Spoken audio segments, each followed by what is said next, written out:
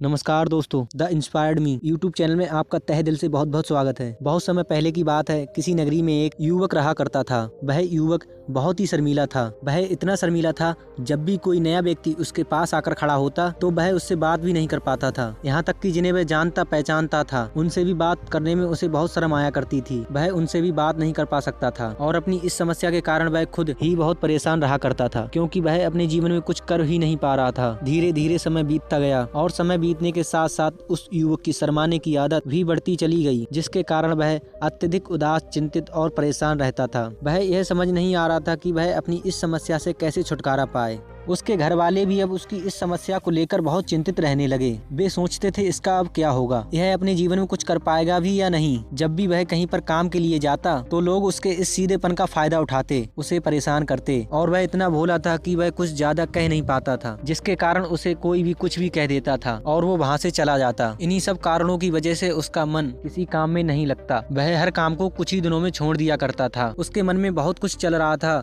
उसके मन में विचारों के तूफान उठ रहे थे। वह सबसे बहुत कुछ कहना चाहता था, लेकिन वह अपनी इन आदतों के कारण लोगों से कुछ नहीं कह पाता था। वह अंदर ही अंदर घटता जा रहा था, लेकिन वह कभी भी किसी से अपने मन की बात नहीं कह पाता था। जब वह छोटा सा बच्चा था तो लोग उसे बहुत पसंद किया करते थे। वह चाहता था कि लोगों से वह खुलकर अपने मन की बात कह पाए, लेकिन जब भी कोई दूसरा उसके सामने आता तो उसकी जुबान मानो खुलती ही नहीं। यहाँ तक कि वह अपने माता पिता के सामने भी ठीक से बात नहीं कर पाता था। केवल उसके कुछ मित्र थे जिनसे वह अपनी मन की बात कर लेता था। जब भी वह किसी बात का जवाब देता तो लोग उसका मजाक बनाते। उसकी इसी वजह के कारण उसके पिता भी अत्यधिक चिंतित रहते थे। वह चाहते थे मेरा बेटा भी अब दूसरों के सामने अपने मन की बात रख सके, लेकिन एक दिन अपने उस बेटे को दूसरे के सामने शर्मिंदा होते हुए देखा। तभी उन्हें बहुत क्रोध आया और वह अपने बेटे को खरी खोटी सुनाने लगे। उन्होंने उसे इतना डांटा कि वह नाराज होकर वहाँ से चला गया। शाम हो चुकी थी और अब तक उनका बेटा वापस नहीं आया था। माता और पिता दोनों ही चिंतित थे। वे अपने बेटे को वापस घर पर देखना चाहते थे, लेकिन युवा तो भागते भागते पहाड़ की चोटी पर जा पहुंचा। वह वहाँ से नीचे की ओर झांक रहा था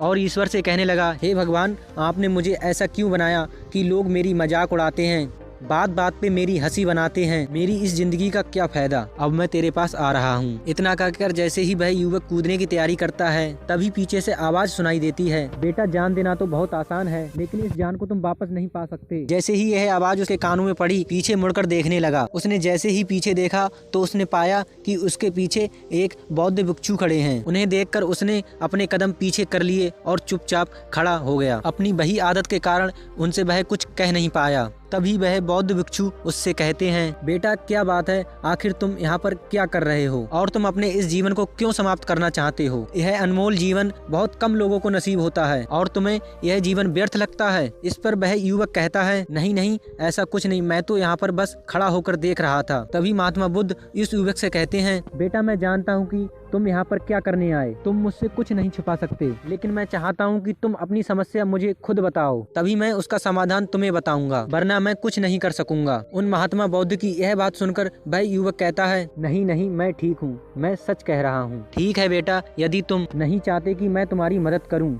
तो कोई बात नहीं, मैं तुम्हारी बात पर विश्वास कर लेता, लेकिन तुम्हें भी मेरी एक बात पर विश्वास कर लेना चाहिए कि मैं तुम्हारी मदद के लिए ही यहाँ पर आया हूँ। तुम चाहो तो अपनी समस्या मुझे बता सकते हो और मैं तुम्हारी इस समस्या का समाधान भी अवश्य करूँगा। इसका जवाब देते हुए युवक उन बौद्ध भिक्षु से कहता है, नहीं नहीं, मैं ठीक हूँ, आप जाइए। इस पर वह बौद्ध भिक्षु उस युवक से कहते हैं, ठीक है बेटा, यदि तुम चाहते हो कि मैं यहाँ से चला जाऊँ तो मैं यहाँ से चला जाता हूँ, लेकिन मेरी एक बात याद रखना, मेरे यहाँ से जाने के बाद मैं आपकी कोई मदद नहीं कर सकता और हो सकता है तुम्हारी मदद के लिए कोई आगे भी ना आए। इतना कहकर बौद्ध भिक्षु पीछे की ओर चल देते हैं। दोस्तों वीडियो कैसी लगी? अगर अच्छी लगी तो वीडियो को लाइक करें और साथ ही दोस्तों चैनल को सब्सक्राइब कर लें। दोस्तों मिलते हैं अगली वीडियो में, तब तक के लिए नमो बुद्धाय।